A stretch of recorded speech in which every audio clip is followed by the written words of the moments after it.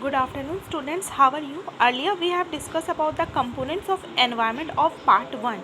We have discussed what is environment and what are its parts, what are its components. Now today we will discuss about the spheres of environment. Before understanding the spheres of environment, see the logic. Suppose this is our body, okay? This is the head, this is the leg and this is the hand. You all know that different body parts have different functions. A head is required to eat, think, see. Hand is required to work, leg is required to walk or run.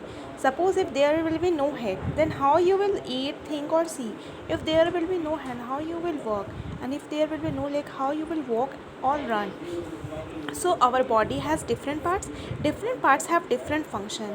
For body to function properly, all different parts make a system, and that makes our survival possible.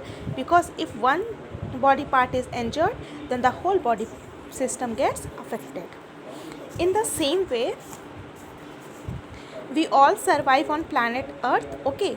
Similarly, planet Earth also has a system, or we can say different parts, and this different part is only called different domains of Earth. Now what are the different domains of Earth? A, B, H, L. A for atmosphere, plus B for biosphere, plus H for hydrosphere, plus L for lithosphere. They all together makes the Earth system, okay? Now we will discuss about atmosphere, okay? Can you survive without air? No, you cannot survive without air, at least for more than 3 minutes, okay? Air is not only important for human beings, but it's also required for all living organisms, okay? Without air, no living organisms or humans can survive, okay? This air is all around us. Where we get air? We get air from all around us, okay? Earth is only surrounded by air, and this air includes oxygen. It not only includes oxygen, it also includes other gases which are important for survival, not only for human beings but also for other organisms. So on the whole, we can say that the envelope of gases surrounding the earth is called atmosphere, okay? This is only called atmosphere. Now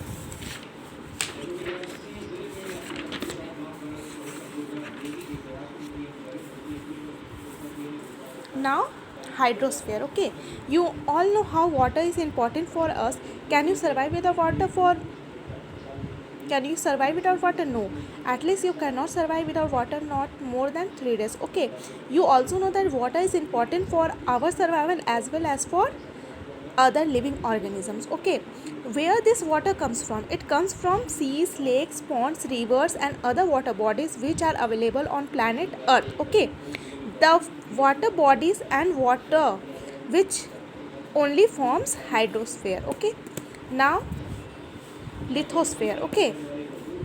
Where we live on land. We not only live on land, but animals, bird, humans, plants also live on land, okay? Land is of different parts like plant land, mountains, land under sea.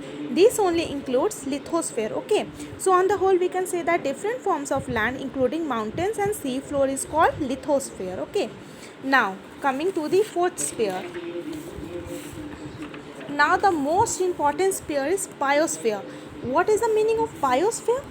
Biosphere is a zone which connects lithosphere, hydrosphere and atmosphere, okay? On the whole, we can say that it is the region of the earth where life exists, okay? It includes 3 domains, and the 3 domains are lithosphere, hydrosphere and atmosphere. It includes or it constitutes all types of organism, whether it is birds in the air, animals, vegetation in the ground, sea creatures, dead plants and animals, okay? Dead plants and animals, all these are the part of biosphere, okay? Wherever life exists, that is only called a biosphere, okay?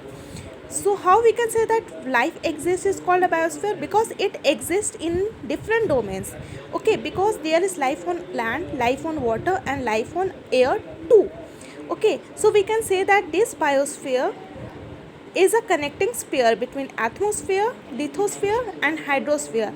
These 4 spheres all together makes our earth system, which makes our earth sustainable.